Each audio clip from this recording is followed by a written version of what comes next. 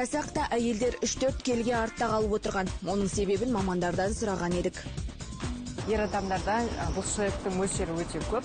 Сол себептен ол калорияларды тез жояды да. Ал әйел адамдарда бұлшықтың мөлшері аз болады. Және де ер адамдарда осы бұлшықты қалыптастыруға негізгі көмектесетін гормон ол тестостерон болып табылады. Және ер адамдарда оның мөлшері көп, я. Ал әйел адамдарда біз білетіндей эстроген гормоны болады. Эстроген гормоны көбінесе май жинауға, бала көтеруге дайындайды әйел организмі. Көбінесе әйел адамдар неге мысалы тәтті жегісі келеді. Мысалы, көңіл күй болмаса тәттіге құмар болады да. Ал ер адамдарда ондай жоқ, я. Олардың цикл деген ештеңе жоқ.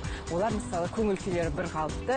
Салмақ тастауға гормон, бұлшықеттер мен көңіл күйді әсер етеді. Ал ол ер мен әйелде екі түрлі жұмыс жасайды. Сондықтан егер ер адамдар мен әйел адамдар арықтайтын болатын болса, онда ер адамдар екі есе тез арықтайды, я.